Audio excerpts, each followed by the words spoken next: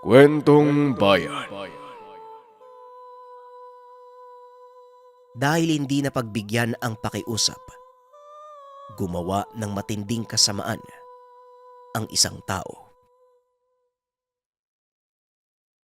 Ang kwentong ito ay hango sa totoong buhay.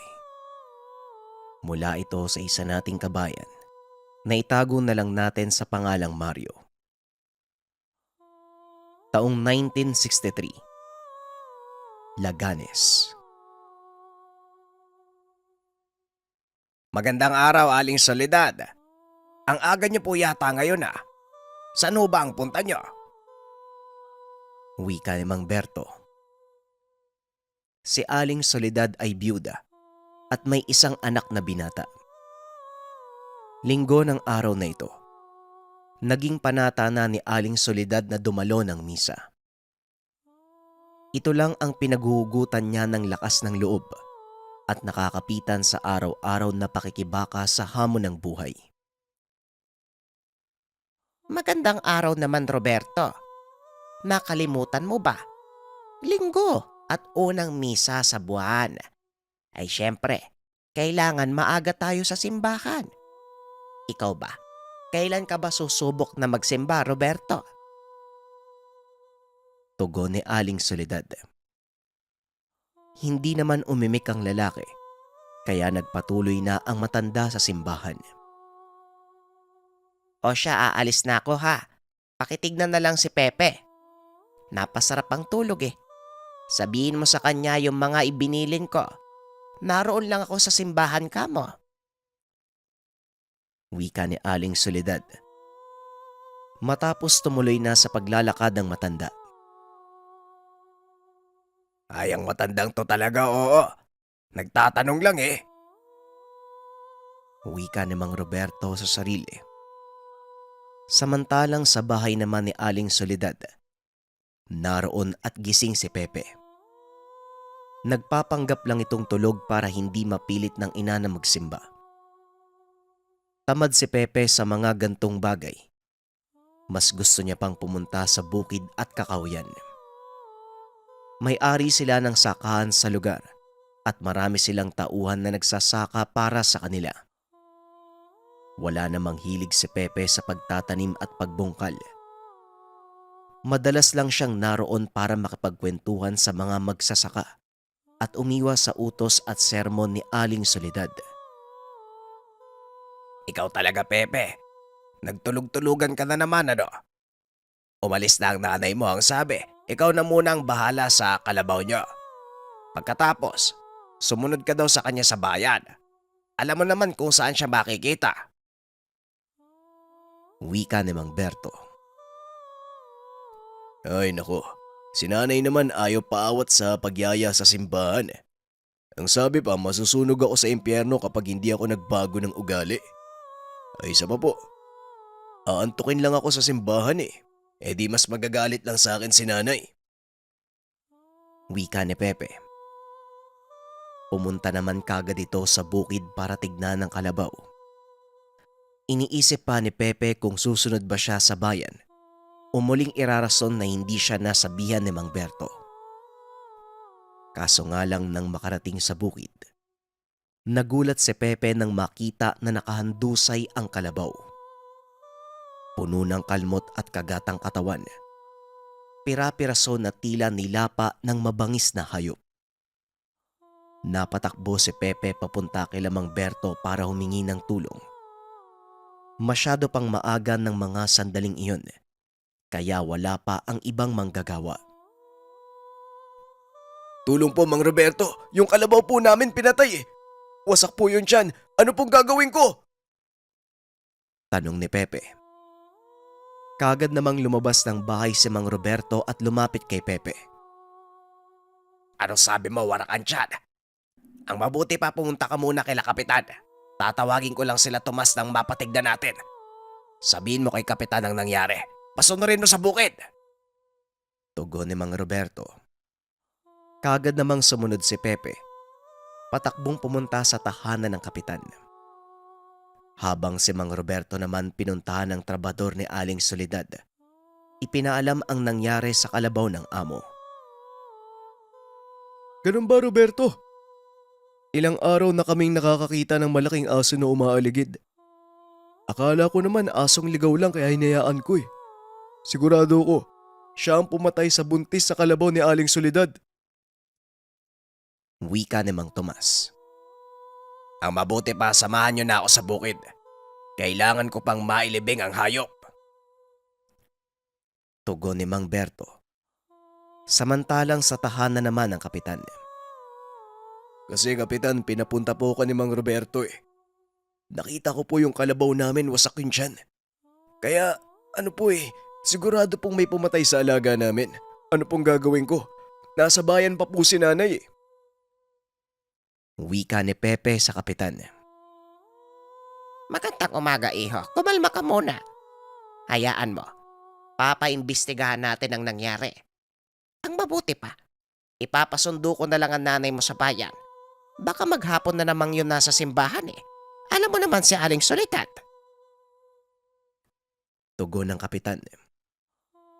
Matapos nun mabilis na kumalat ang balita sa buong lugar. Maraming haka-haka. Bumalik muli ang aswang na namiminsala ng kabuhayan, pati na rin ng kapayapaan ng baryo. Walang may alam kung saan ito nagmula. Nagawa na rin nilang matunton ang kuta ng nilalang, ngunit natakasan pa rin sila. Kaya muling nabalot ng pangamba ang mga residente dahil nanumbalik na ang salot na aswang. Siguradong maaapektuhan na naman ang araw-araw nilang pamumuhay. Nang makarating naman kay Aling Soledad ang nangyari, halos atake nito sa puso sa nalaman. Yun lamang ang nag-iisang kalabaw at wala naman silang pera para bumili pa. May sakit sa puso ang ginang, kaya labis na nabahala si Pepe sa kalagayan ng ina. Wala naman din siyang maitutulong. Palamunin lang ito sa tahanan at madalas lang gumagala. Dahil sa nangyari, ilang araw nang may sakit si Aling Soledad, nakaratay na lang sa higaan. Anak ko, hindi na ako makakapunta sa simbahan ngayon. Kahit isa man lang sana sa atin na makapunta. Pagbigyan mo naman ng nanay, anak. Ikaw na muna ang magsimba at hingi mo ng tulong ang kabuhayan natin at kalusugan. Wika ni Aling Soledad. Wala namang nagawa pa si Pepe. Mahal niya ang ina at kahit matigas ang ulo, mabait ito sa mga magulang. Huwag po kayo mag-alala, Nay. Sige na ho. Ako na po ang pupunta ng simbahan. Magpahinga na lang muna kayo. Magpalakas po kayo. Tugon ni Pepe. Tinupad niya ang pangako sa ina at pumunta siya ng bayan. Matapos ang 15 taon na hindi pagsimba, ngayon lang siya muling nakatapak ng simbahan. Maging sa bayan umabot na ang usapin patungkol sa salot na aswang. Hindi lang pala kami ang napinsala ng pesteng aswang na yan. Kung meron lang sanang tao na kayang patayin yan, edi sana mas mapayapa at masagana ang bayang to. Ito ang iniisip ng binata habang nasa loob ng simbahan at nakikinig ng misa. Wala man sa ugali ang pagdarasal. Humingi pa rin siya ng tulong sa pagdarasal na maging maayos ang ina at mailayo sila sa bagsik ng aswang. Nang matapos ang misa, kaagad naglakad pauwi ang binata. Hanggang sa may matandang lalaki na nagsalita sa likuran ni Pepe. Magandang umaga, Iho. Pasensya ka na kung naabala kita. Itatanong ko lang sana kung kilala mo si Soledad na byuda.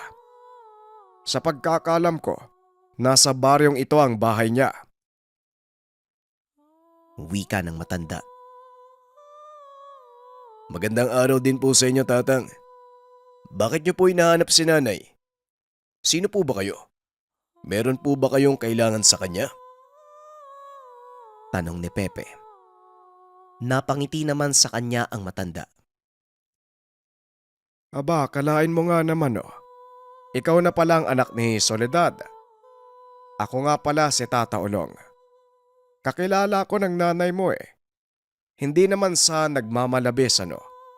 Baka pwede naman akong sumabay sa'yo. Matagal ko nang hindi nakikita si Soledad. Kumusta naman ang nanay mo? Wika ni Tata Ulong. Pinagdudahan naman ito ni Pepe. Wala naman siyang naaalala na nabanggit na kamag-anak o kaibigan na nagngangalang Ulong. Puro uban at puti na ang mga kilay at balbas ng matanda.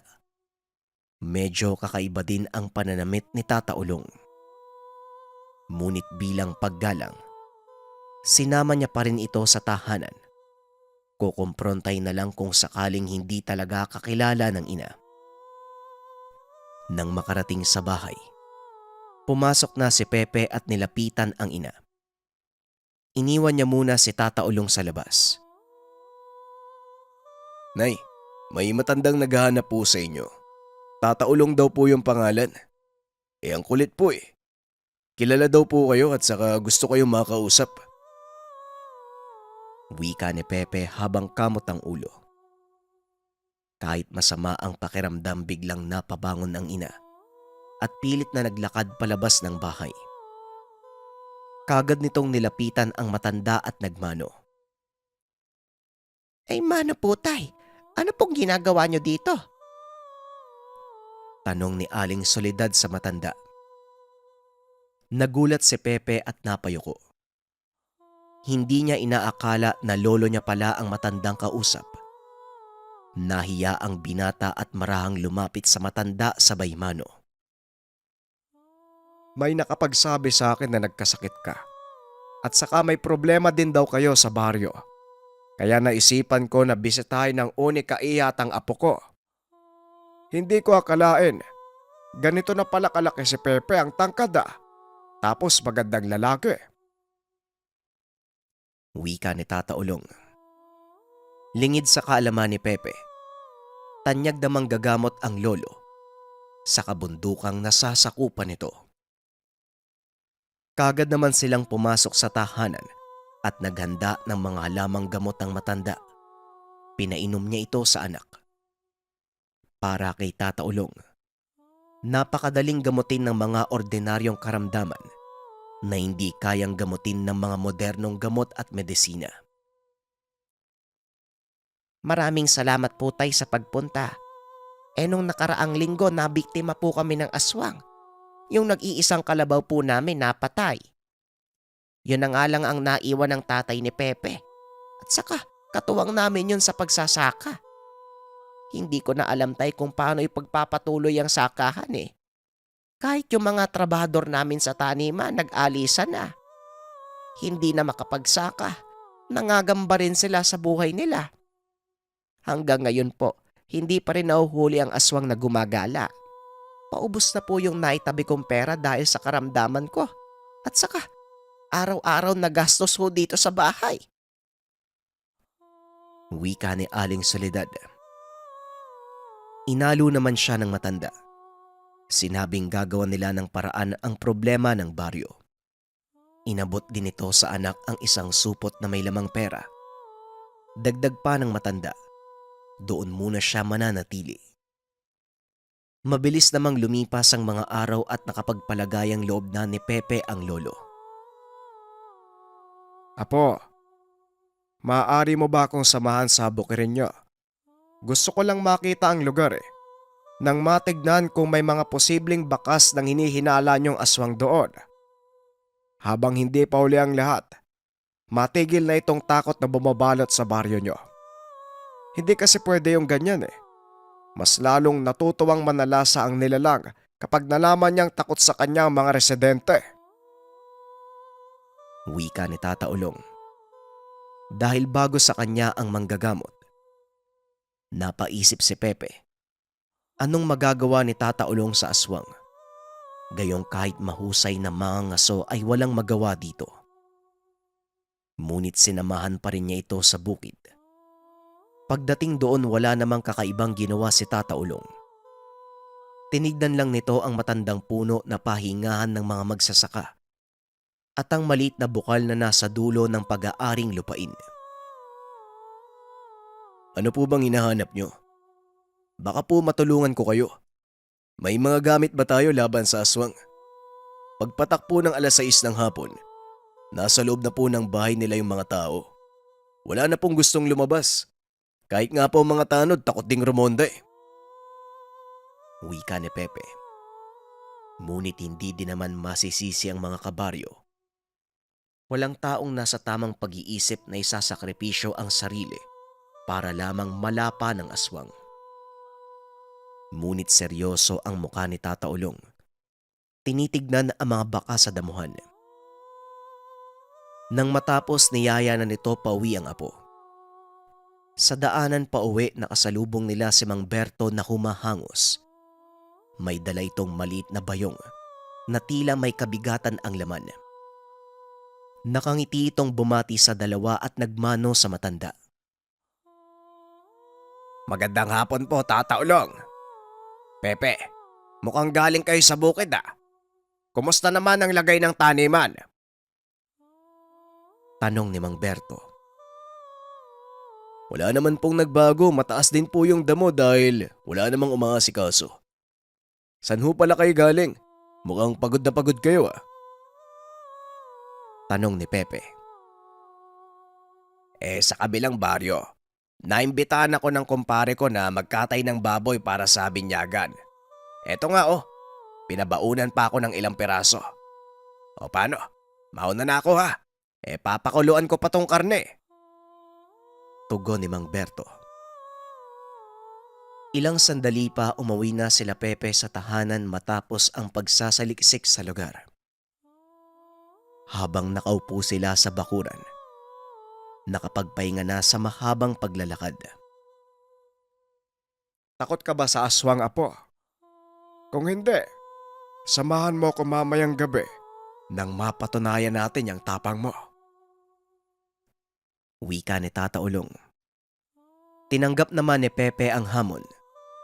Naganda na ito at hinasa ng maigi ang itak na balak niyang dalhin kinagabihan. Habang si Tata Ulong naman, nakikita niyang nagtatabako lang at naglalakad-lakad sa bakuran. Nagpapausok ito sa paligid habang nag-uusal. Kinagabihan nagtanong na si Pepe kung hindi ba sila aalis. Tumugon naman ng lolo na mag-antay lamang at kumalma. Pagsapit ng eksaktong 8:00 ng gabi, niyaya niya si Tata Ulong. Habang si Soledad naman, naiwan sa tahanan, pinagpahinga pa rin ang katawan. Lolo, saan po ba talaga tayo pupunta? Paikot-ikot lang tayo dito sa bahay eh. Akala ko ba tutugisin natin yung aswang? Tanong ni Pepe. Ngunit pinatahimik lang siya ni Tata Ulong at tumuro sa isang banda. Nagulat si Pepe nang makita na may nilalang na marahang gumagapang. Paakyat sa bubungan ng tahanan at sumisilip sa bintana. Nagulat na lang si Pepe dahil sa isang kisap mata. Nawala na sa tabi niya ang matanda at naroon na sa likod ng aswang. Walang kahirap-hirap nitong sinakal ang nilalang. Isinalya pababa ng bubungan. Lumundag ang matanda at tinuhod ang leeg ng aswang. Dahilan kaya nahirapang huminga ang nilalang. Sinakal ito ng matanda at pilit na itinulak sa sahig. Patuloy naman sa pagkawala ang aswang. Nakatulala lang si Pepe nang makita ang mga nangyayari.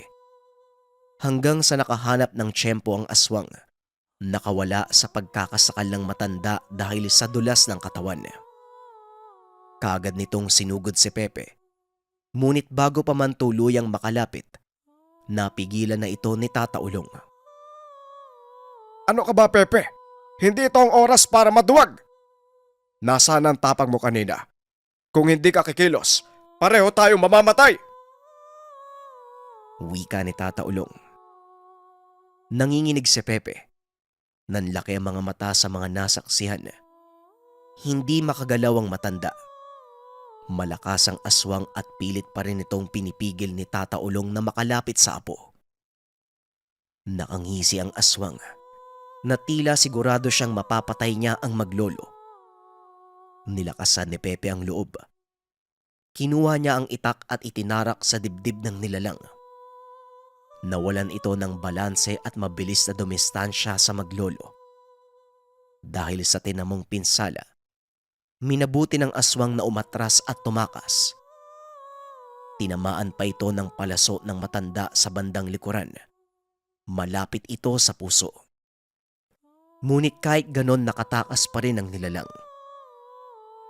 Nang mabawi ni Pepe ang lakas, tinangkapan nitong sundan ng aswang subalit pinigilan siya ni Tata Ulong. Tama na, Pepe. Sapat na ang pinakita mo ngayong gabi. Apo nga talaga kita. Nananalaytay sa dugo mo ang katapangan. Wika ni Tata Ulong. Pero lo, nakatakas po yung aswang. E paano kung balikan niya tayo? At saka bakit ba sinisilip niya yung bahay natin? Tanong ni Pepe. Kaya pala napapadalas ang pagbisita ng aswang, lalo na kapag mag-isa ang nanay mo. Naaamoy niya ang mahinang katawan ni Soledad. Alam mo po, bukod sa mga buntis at sanggol, paborito ng aswang ang may mga sakit at nasa bingit na ng kamatayan. Sinadya ko din talagang umalis kanina nang makumpirma ko ang hinala ko. Pero huwag kang mag-alala. Bukas, malalaman natin kung sino ang aswang. Wika ni Tata Ulong habang nakakbay sa apo at papauwi ng tahanan. Kinabukasan hindi nagkamali ang matanda. Kakilala ni Pepe ang aswang. Walang iba kung hindi ang katiwala nilang si Mang Tomas. Kumalat sa buong baryo ang pagkamatay ng katiwala ni Aling Soledad. Nakumpirma nila nang makitang may saksak ito sa dibdib at tama ng palaso sa likod.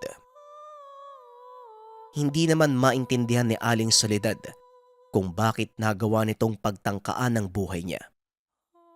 Gayong naging mabuti naman siya kay Mang Tomas. Kalaunan, nalaman ni Pepe na nagkasagutan pala si Mang Tomas at Aling Soledad. Bumabali sana ng pera si Mang Tomas para sa pangpapagamot ng anak. Ngunit tinanggihan ni Aling Soledad. Hindi pinahiram dahil baon pa ito sa utang. Hindi naman namatay ang anak ni Mang Tomas. Ngunit nagtanim ito ng sama ng loob at nagawang kulamin si Aling Soledad. Ang buong akala ni Pepe dahil lang sa sakit sa puso. Ngunit nang magawa itong mapagaling ni Tata Ulong, saka nito napagpasyahang aswangin ang ginang. Inamin naman ni Tata Ulong na alam niya na ang lahat nung gamutin niya si Aling Soledad. Ngunit kailangan niya ng mas matibay na ebidensya. Ngunit ayon kay Tata Ulong, hindi iyon ang aswang na salot dahil mahina ito. Minsan nang nakasagupa ni Tata Ulong ang salot na aswang at mas malakas ito nang hindi hamak kumpara kay Mang Tomas. Ipinakita pa ng matanda ang peklat sa dibdib na gawa ng salot na aswang. Minabuti ng lolo ni Pepe na doon muna mamalagi at dahan-dahang turuan ang apo sa mga gawaing bukid maging sa panggagamot. Kalaunan, doon lamang nalaman ni Pepe na si Tata Ulong ay tanyag na berdugo ng mga aswang at salot. 3 dekada na ang nakakalipas. Wala na muling insidente ng pangaaswang ang nangyari sa lugar. Bumalik na ang sigla ng komunidad. Habang si Pepe naman, mula sa isang responsabling binata, nahubog ito bilang maginoo at magandang ehemplo sa baryo. Unti-unting naibangon nila ang kabuhayan at muling napaunlad. Lahat ng ito ay nagsimula. Lahat ng ito ay dahil sa tulong ni Tata Ulong, ang matandang bertugo. Ang kwentong ito ay hango sa totoong buhay.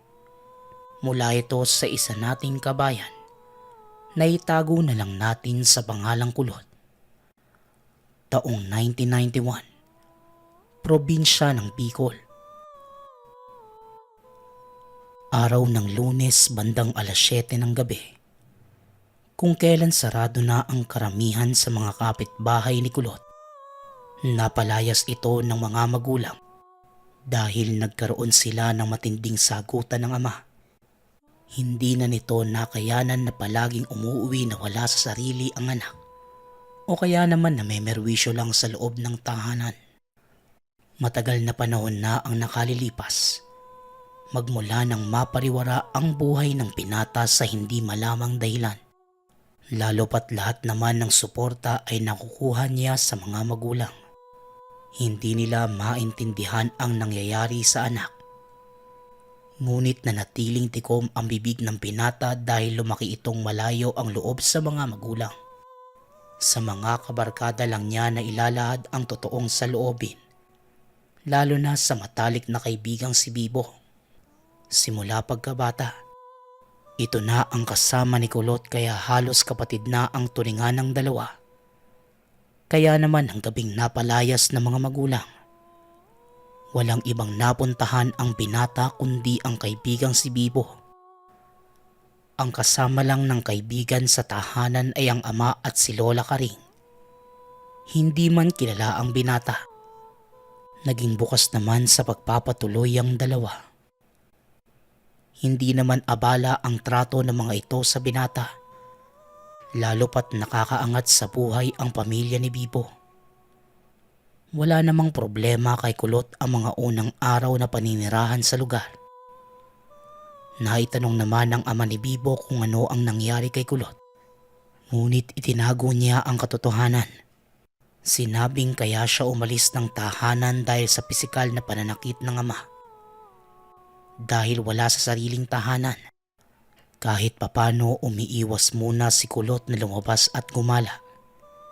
Sa tuwing niyayaya ito ni Bibo, kusa namang tumatanggi si Kulot. Lalo pat wala naman siyang ibang matutuluyan kung sakaling muling mapaalis sa bagong tinitirahan. Tuwing hapon naman, sumasama ito kay Lola Karing sa pagpapakain ng mga manok. Napakadami ng alaga na matanda kaya natutuwa si Kulot lalo pat mahilig rin siya sa mga manok. Nasa katapat lang naman na bakurang pinagtatambayan ng pamilya ni Bibo ang kulungan. Ngunit ayon kay Kulot, tuwing gabi na tumatambay doon, hindi niya halos makita ang mga alaga dahil karamihan sa mga ito ay itim. Isang araw, naiwang mag-isa sa tahanan si Kulot. Lumuwas ang buong pamilya ni Bibo ng probinsya para dumalo sa burol ng tiyuhin. Hindi na iba sa mga ito si Kulot, kaya ipinagkatiwala muna nila ang tahanan sa binata.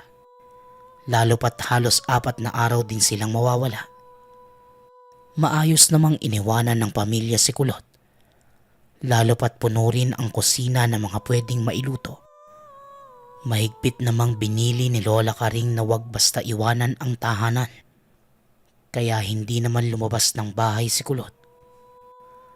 Ayon sa binata, kakaiba ang bawat salita ng matanda dahil madali siya nitong napapasunod at napapaamo.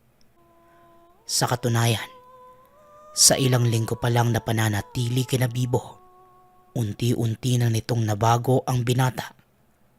Ayon kay Kulot, para itong nagsilbing ina sa kanya. Ramdam ng binata kung papaano ito magmalasakit at mag-alaga na kailanman. Hindi niya naranasan sa sariling ina. Sa 3 araw na mag-isa sa tahanan hindi mapakali ang binata. Nagdesisyon na lamang ito na maglinis hanggang sa makaabot sa 1 kwarto, kung saan tumambad sa kanya ang sandamakmak na mga itlog. Sa ibabaw ng isang malapad na lamesa, merong garapong gawa sa salamin. Bawat isa sa mga ito ay may mga nakaimbak na itlog. Sa parteng baba naman may isang manok na magkahalo ang kulay na itim at pula. Nasa loob ng kahon na tila nangingitlog. Sa katabi naman ay may isa pang kahon na puno ng mga itlog. Sa pagtitig ni Kulot sa mga garapon, napapansin niyang bahagya itong bumubula. Ngunit hindi na niya ito gaanong pinagtuunan ng pansin. Tanghalian na ng mga oras na yon, kaya nakaramdam na ng gutom at kumuha na lang ito ng 2 itlog galing sa kahon. Pumunta na si Kulot ng kusina para maghanda ng makakain at nang matapos, ipinagpatuloy na ang paglilinis. Buong maghapon na naging abala ang binata at bandang alas 5, napatakbo ito sa bakuran nang marinig na tumatawag si Bibo. Napaaga ang kanilang pag-uwi dahil kaagad na ilibing ang tiyuhin. Nagluto naman si Kulot na makakain ng pamilya. Matapos na makapaghapunan, kaagad nang natulog si Bibo at ang ama. Samantalang si Lola Karing naman ay nagpaiwan sa kusina. Habang naguhugas ang binata, lumapit dito ang matanda at paulit-ulit siyang tinapik sa balikat, kasabay ng abot-tengang pagngiti.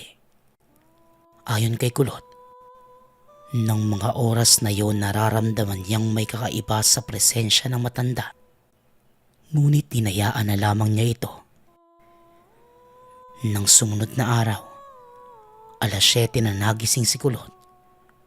Pagmulat pa lamang ng mga mata, ramdam na niya ang sakit ng buong katawan. Kahit nahihilo, pilit itong tumayo at pumunta ng kusina.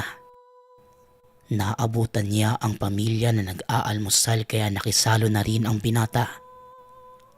Habang nasa kainan, ilang beses niyang nakikita na nakatitig sa kanya si Lola Karing. Hindi man gaanong masigurado dahil sa hilo, napansin niya ang mga mata ng matanda.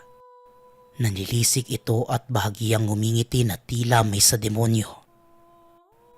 Ayos ka lang ba, Kulot? Parang matamlay ka ata. Mukhang nilalagnat ka eh.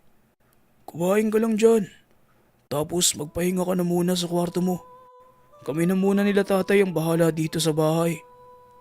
Wika ni Bibo. Nagpasalamat naman si Kulot at nang matapos, umalik na rin sa higaan dahil mas lalong lumalala ang nararamdaman. Kulot iho, papasok ako ha. Kailangan mong uminom ng gamot nang hindi lumalayang sakit mo. Wika ni Lola Karing habang dahan-dahang pumapasok sa kwarto ni Kulot. Dala ang isang botelya. Binuksan ito ng matanda sa harap mismo ng binata. Ganun na lamang ang pagduwal ni Kulot dahil napakabaho ng alingasaw ng amoy na tila nabubulok na itlog. Kahit anong pagtanggi sa matanda, hindi na ito naiwasan ng binata. Persahang itinutok ni Lola Karing ang botelya sa bibig ni Kulot. Para naman itong batang nagpupumiglas na mapainom ng gamot. Diretsong pumasok sa lalamunan ng binata ang lahat ng laman ng botelya. Kaya nang matapos, halos mamatay ito sa pagsusuka ngunit wala namang lumalabas sa bibig.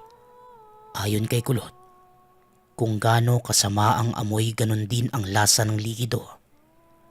Samantalang si Lola Karing naman, diretso nang umalis ng kwarto matapos yun.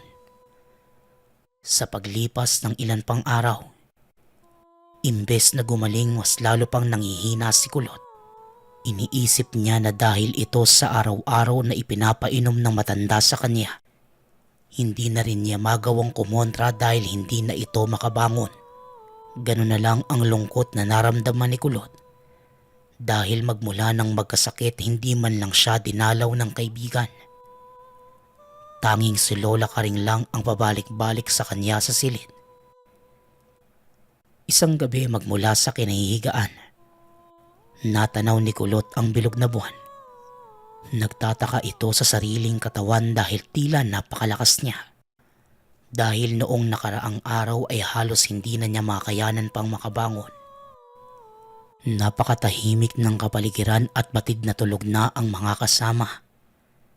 Dahan-dahan itong lumabas ng bintana para tumakas. Wala na itong ibang naiisip kundi bumalik sa tahanan. dahil nag-iiba na ang pakikitungo sa kanya na matanda. Samantala kung kailan isang kabig na lamang ng pinto ng bakuran para makalabas, bigla itong hinila ni Lola Karing. Ayon kay Kulot, napakalakas ni Lola Karing kaya hindi ito basta nakapalag sa matanda. Dinala siya nito sa likod na parte ng tahanan. Ngunit ang pinagtataka ni Kulot may isang napakalalim na hukay doon. Dahil sa mga nakita, mas lalo itong nanlaban sa matanda dahil baka doon siya ililibing ni Lola Karing.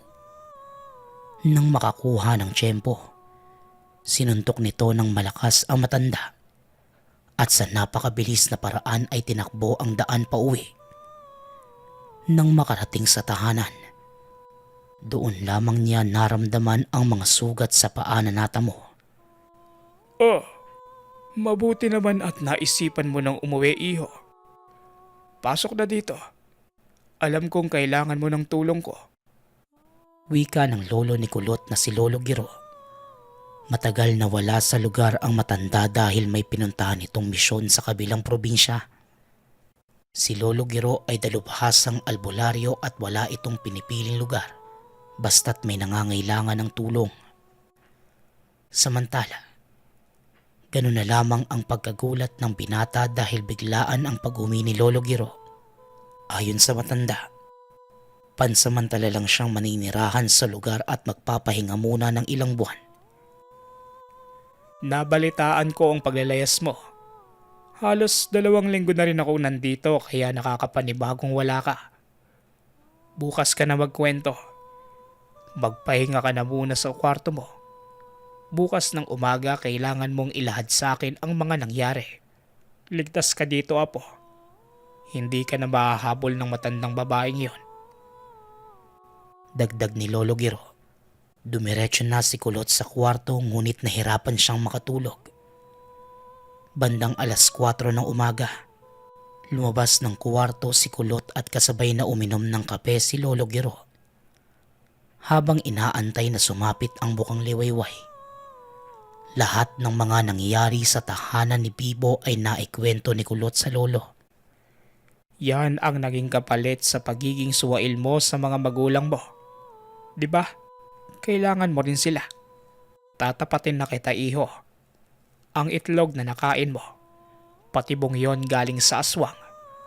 Ang langis na paulit-ulit sa iyong pinainom para manalaytay ang yanggaw sa katawan mo.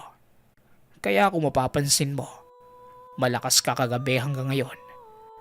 Dahil yon sa bilog na buwan, ito ang nagbibigay sa iyo ng lakas. Pero sinisigurado ko sa iyo, iho, kapag nasinagang ka na ng araw, babalik sa panghihina ang katawan mo. Kilala ko ang tinatawag mong Lola Karing. Matagal na siyang perwisyo sa lugar na to. Kailangan mo magpahinga buong maghapon. Mamayang gabi, kakailanganin ko ang tulong mo. Tuluyan na nating puputulin ang pagpapalaganap ng lahi ng aswang na yan. Wika ni Lolo Giro. Dahil sa narinig hindi naman halos makapaniwala si Kulot. Lalo pat pamilya ito ng matalik na kaibigan. Hindi nagtagal nagpakita na ang araw. Kagaya ng sinabi ni Lolo Giro muling bumalik ang panghihina ni Kulot. Dahil sa sobrang pagnanais na makabalik sa dati, sinunod niya lahat ng inutos na matanda sa kanya. Buong maghapon walang ibang ginawa ang binata kundi magpahinga. Pagsapit ng 6:00 ng gabi, ginising na ni Lolo Giro si Kulot at pinaghanda. Sa likod na parte ng tahanan kung saan nakaupo si Kulot, doon isinagawa ng albularyo ang ritual. Sa mismong harapan ni Kulot, naglagay ito ng 3 malalaking bato na magkakaharap. May ibinulong sa mga bato ang albularyo at hindi nagtagal. Narinig ni Kulot ang paghuni ng uwak. Sa malakas na boses, binanggit ng matanda ang dasal na kung tawagin sa salitang Bicol ay minatubot. Bago matapos sa pagdarasal, kumuha ng isa pang bato si Lolo Giro at binaon sa lupa ang pakong hawak. Walang ano-ano May isang uwak na kusang dumapo sa isa sa 3 bato na magkakaharap. 3 beses hinipa na matanda ang ibon. Nag-anyong tao ito at walang iba, kundi si Lola Karing na tila maliit na paslit na nagmamakaawa. Ngunit hindi nagdalawang isip ang albularyo at kaagad nitong hinugot ang bolo na nakatali sa bewang at tinarak mismo sa puso ng matandang babae. Bigla itong naging itim na abo at kusa na lamang naglaho. Hindi natin pwedeng hayaang mabuhay ang nilalang na yon. Hindi ka na makakawala sa sumpa hanggat buhay siya. Sa ngayon, ikaw naman ang gagamutin ko. Ito ang tatandaan mo, apo. Ang bolong gagamitin ko. Itago mo matapos kong patayin ang sisiw na makukuha ko sa'yo. Sa oras na sabihan kita, pumasok ka sa loob ng bahay. Kunin mo ito sa kamay ko at itarak mo sa puno ng saging sa tapat ng kusina. Kailangan, hindi ko yan makita hanggang sa muling pag-alis ko sa lugar. Wika ni Lolo Giro. Sumang-ayon naman ang binata at matapos yun, naghanda ng 2 lubid ang matanda. Itinali ito sa sanga ng 2 kahoy at binitin patiwarik si Kulot. Ayon sa matanda, kailangang nguyain ng binata ang dahon ng buyo kasabay ng pag-inom sa banal na tubig. Hindi naman nagdalawang isip pa si Kulot. Ipinasok na sa bunganga ang dahon at pikit mata itong inuya. Habang ginagawa yon, nakaramdam ng paggalaw sa tiyan ang binata at papunta sa bibig. Maya-maya pa, naisuka na ni Kulot ang lahat ng mga dahon ng buyo kasama ang itim na sisiw na wala ng buhay. Kaagad namang kinalagan ng albularyo si Kulot at naupo na sa tabi niya. Gamit ang bolo, pinagtataga ng matanda ang sisiw hanggang sa maging pira-piraso. Matapos yun, sinabihan na ni Lolo Giro na pumasok na sa loob si Kulot. Kaagad namang inagaw ng binata ang bolo sa matanda at tinarak sa puno ng saging. Nang matapos, tinago ito ng binata sa likod ng napakalaking aparador at dumiretso na sa silid. Nang gabing yon, hindi na nakipag-usap ang binata sa lolo. Nanatili ito sa loob ng kwarto at pilit na iniintindi ang mga pangyayari. Sa paglipas ng mga araw, naging maayos naman ang lahat. Nagkaroon rin ng kapatawaran sa pagitan ni Kulot at ng mga magulang. Ngunit nanatiling sikreto ng maglolo ang tungkol sa pagtugis sa nilalang na si Lola Karing. Hanggang sa lumipas pa ang ilang linggo, sinabi ni Lolo Giro na pupunta na ulit siya sa kabilang probinsya para tapusin ang iba pang misyon. Minungkahi ng ama ni Kulot na isama na muna ng matanda ang apo dahil baka makatulong ito sa pagbabagong buhay ng binata. Hindi naman tumanggi pa si Kulot, lalo pat dahil sa mga nangyari naging bukas ang isipan niya patungkol sa mga ginagawa ng lolo. Kaya naman ng sunod na pag-alis ng lolo kasama ang binata, pinayagan rin ito ni Lolo Giro na dalhin ang bolong binigay sa kanya dahil maaari itong magamit lalo na sa pakikipagpuno sa mga aswang. Ayon sa binata, ibang-iba ang buhay ng mga tao sa lugar. Halos lahat nabubuhay sa takot sa mga nilalang. Sa bawat araw na nakikita kung papaano nakikipagbuno ang lolo, nakabisa na rin ni Kulot ang mga ginagawa. Kaya sa mismong lugar na yon hinasa ng binata ang abilidad at gamit ng lolo. Sa paglipas ng ilang buwan na pananatili, dito lubos na naintindihan ng binata ang kalakasan at kahinaan ng mga aswang. Nagagawa na rin niyang sumagupa ng mag-isa at ayon sa kanya, nakakamangha ang kapangyarihan ng polo dahil kahit taplis lang, kusang namamatay ang nilalang. Paliwanag naman ng lolo, kaya ito naging makapangyarihan dahil sa ginamit yon sa sisiw na galing mismo sa katawan ni Kulot. Hindi talim ng bolo ang nakakapatay sa mga nilalang, bagkus ang kamandag na dala nito. Sa pagpapatuloy ng buhay ni Kulot, Nang magkaroon ng pagkakataon na makauwi sa lugar, naging isa itong tagatugis rin ng mga nilalang doon. Maayos naman ang lahat hanggang sa sumapit ang isang insidente. Isang gabi, umuwi ng lasing ang ama ni Kulot. Nakuha nito ang gamit na bolo ng binata. Sa hindi maipaliwanag na dahilan, itinarak ito ng ama sa kaliwang paa niya. Kaya ng mismong araw na yon, naparalisa ang binata. Nagawa pa siyang madala sa iba't ibang albularyo, ngunit lahat ng ito, hindi nila nagamot ang binata at sinabing si Lolo Giro lang ang may kakayahang maibalik ito sa dati. Ngunit minsan mapagbiro talaga ang tadhana, dahil magmula ng araw na yon hindi na muli pang nagpakita si Lolo Giro. Paulit-ulit na humingi ng tawad ang ama ng binata, ngunit hindi man makapagsalita si Kulot. Ipinapahiwatig naman itong pinapatawad niya ang ama. Nagpasya ang tatay ni Kulot na ibaon na lang sa lupa ang polo. Magpasa hanggang ngayon, nasa ilalim pa rin ng lupa ang ginamit na bolo, habang si Kulot naman ay nanatiling paralisado, lingid sa kaalaman ng nakararami. Galing ito sa kamandag ng bolo.